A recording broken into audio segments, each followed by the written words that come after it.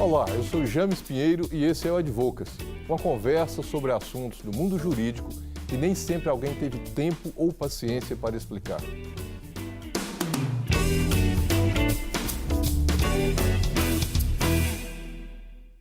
Inteligência artificial e o direito.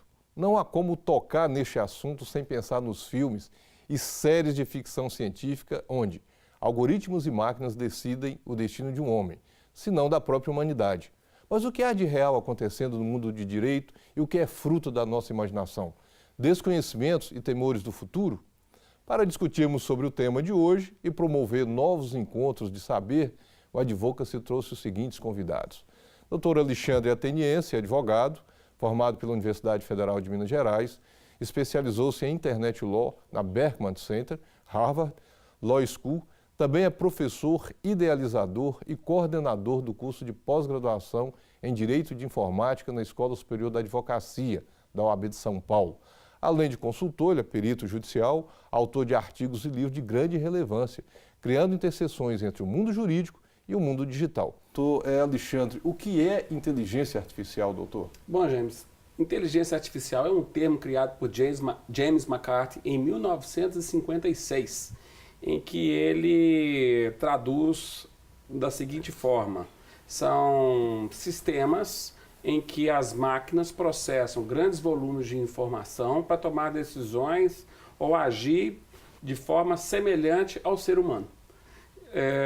Esse termo vem ganhando cada vez mais relevância, porque na medida em que nós temos hoje um grande volume de informações em diversas áreas, esses sistemas se tornam cada vez mais necessários para que a gente possa processar e tomar decisões acertadas com base nessa quantidade de dados natos digitais que nos circundam.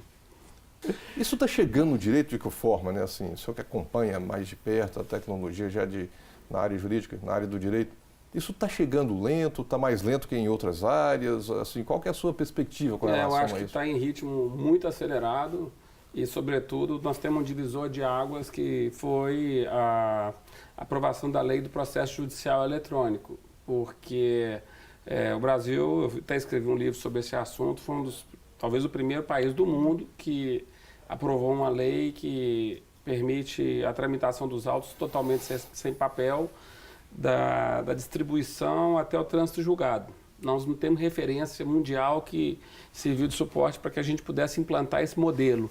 E a partir daí, o que isso gerou? Nós temos hoje, dentro da justiça brasileira, sem dúvida alguma, o maior, que a gente chama de Big Data, ou seja, o maior volume de dados sendo gerados diariamente na justiça no mundo. Então, nós temos hoje 103 milhões de processos judiciais ativos no Brasil, em 93 tribunais. Então, tudo que a gente está discutindo aqui a respeito de inteligência artificial tem como matéria-prima o quê? A informação digital.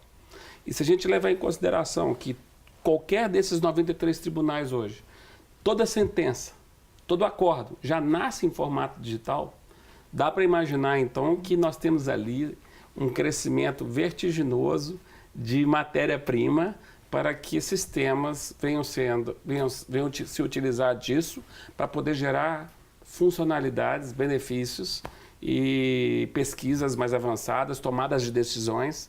Eu, por exemplo, afasto a ideia de que a inteligência artificial suplanta o ser humano ou o ser humano suplanta a inteligência artificial. Eu acho que são somatórios de talentos. O ser humano tem um talento em relação ao bom senso, em relação aos seus dilemas, a análises mais holísticas em relação ao assunto, enquanto que a máquina tem um raciocínio mais direto, de busca mais rápida de informação, de processamento de maior volume de informação. Então, para mim, a solução vem do somatório desses dois talentos. E nós estamos atrás desse modelo para poder fazer com que a justiça possa funcionar melhor. Porque a nossa expectativa, James, quando a gente teve a aprovação dessa lei do processo eletrônico há 10 anos atrás, era de que a tecnologia ia favorecer para diminuir o número do processo. Isso não aconteceu. Não aconteceu, né? Então, nós tínhamos naquela época 87 milhões de processos, hoje nós temos 103 milhões de processos. Então, houve falhas. Desculpa interromper o senhor, mas até porque hoje é mais fácil para você lidar com o processo judicial. Eu tenho escritório, assim, a impressora, eu acredito que tem ocorrido aqui nos diversos, quase que não se utiliza pelo que utilizava antes. Ou seja, é muito mais ágil para o escritório hoje entrar com a ação, distribuir a ação, do que junta o documento, faz isso, vai lá, tem um tempo de locamento. Só que a parte fraca da história é que nós não estamos criando talentos de pessoas, desde as faculdades, para saber lidar com a informação desapegada do papel. E lamento muito que a maioria das faculdades de Direito ainda não se atentaram para isso. Continuam com um currículo defasado. Nós vamos até falar disso no próximo bloco. Assim, isso até a professora Thaís que está aqui. Deixa para lá, depois a gente como que isso está chegando nas faculdades, né? Mas, assim, porque a parte fraca da história é o ser humano. Então, nós tivemos aqui há algum tempo no programa anterior. Por isso o pavor que eu disse dos advogados. Exatamente. Nós tivemos aqui o doutor Moacir Lobato, que é professor também, sim. E a gente conversando aqui sobre alguns temas, ele falou, olha, eu não tenho nenhum problema de eu entrar no carro, o carro fazer a baliza, ele estacionar, ele dar partida, sem que eu saiba. Eu só não quero que ele decida para onde eu vou. Então, é um exemplo assim, muito interessante. Quero continuar no comando. Eu quero dizer para ele o que ele vai fazer, de que forma, com segurança, não sei. Mas quem fala onde vai, sou eu. Então, assim, no direito, de que forma, eu deixo aqui um pouco essa provocação, que nós podemos, né, professora, falar assim, olha, o sistema, a inteligência artificial pode processar tudo isso com mais agilidade, mas quem tem que dizer o que vai ser feito no final não é a máquina ou a inteligência que está artificial, como nós estamos chamando, né? Não é isso? É um instrumento de suporte ao apoio decisório do magistrado ou do próprio advogado quando for fazer as suas peças, e não a tomar frente dele. Ou seja, o sistema não decide nada. Quem decide, no final das contas, é o ser humano, com auxílio da tecnologia para poder decidir melhor. Porque a tecnologia processa grandes volumes de informação e, com isso, te dá níveis de acerto maior. O senhor comentava no início que assim, tem uma deficiência que vem daí.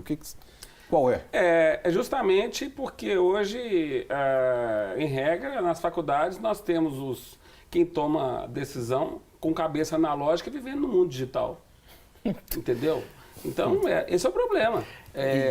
Nós temos 10 anos que nós temos uma lei de processo judicial eletrônico e, infelizmente, se você for analisar como é que é lecionado uma disciplina de prática processual nas faculdades, você tem certeza que a grande maioria delas ensina ainda processo de papel.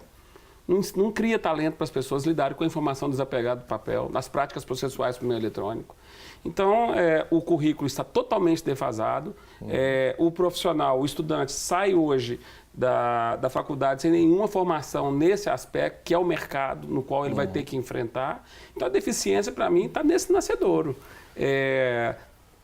Até os próprios professores. A gente vê a iniciativa de um ou outro professor que tem mais familiaridade, gosta do tema e enfrenta, a partir de um ramo tradicional do direito, por exemplo, o direito civil vai ensinar contratos eletrônicos, o direito do consumidor, relação de consumo meio eletrônico, um professor de direito penal, ele vai ensinar, de repente adapta o currículo dele, vai ensinar crimes cibernéticos, mas a faculdade mesmo, ela está totalmente defasada e a gente não sabe até que ponto que isso vai mudar. Eu tive uma experiência de conseguir criar um curso de pós-graduação para tratar desse assunto em 320 horas.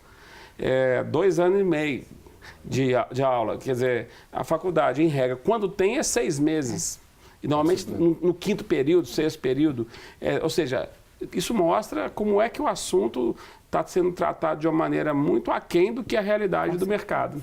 Eu costumo dizer que isso aí pode ser um problema de apartheid digital. Ou seja, você tem que pensar não só naqueles que estão entrando no mercado, mas aqueles que estão hoje na faixa de 55 para frente, que não podem se sentir excluídos em relação a isso. Eu acho que o processo judicial eletrônico já causou um pouco nesse momento. Com certeza. A OAB vem tentando tirar um pouco essa defasagem, criando cursos de formação, de atualização, etc., porque o impacto foi brutal. E de uma hora para outra e sem muito aviso prévio. Sim. Então, hoje a pessoa não pode dizer mais assim, eu não gosto dessa parte de tecnologia. Se ela fala que não gosta, ela vira as costas, ela não advoga. Entendeu? Então ela tem que ter, ainda que seja uma bengala eletrônica, que seja um assistente que é mais familiarizado com o tema, que vai exercer as práticas processuais por meio eletrônico. Então, ninguém nos deu aviso muito antecedentes para falar assim, olha, daqui a um ano você vai ter que capacitar. Isso tudo, se for pegar o exemplo de Minas Gerais, São Paulo, veio com um mês de antecedência. Doutor, e a bengala eletrônica eu gostei, porque eu tenho visto muita bengala eletrônica, porque é o profissional ali, analógico com a bengala eletrônica do lado. No tribunal, no fórum, etc., assim, as salas da OAB refletem isso, né? Sem dúvida. Sem dúvida que lá é um lugar onde, assim, se eu não tenho suporte, eu não tenho estrutura, de conhecimento técnico, lá tem a máquina, tem o equipamento, tem a pessoa, quer dizer, a OAB está tentando fazer isso aí para exatamente não excluir. Mas eu conheço profissionais que ficaram excluídos pelo processo judicial eletrônico e resolveram encerrar a carreira, já tinham condições de encerrar, se você for pensar bem, vamos analisar uma coisa aqui. O último profissional que usou a máquina de datilografia, qual foi? O advogado. Então, isso mostra que o advogado ele é o mais resistente a mudanças.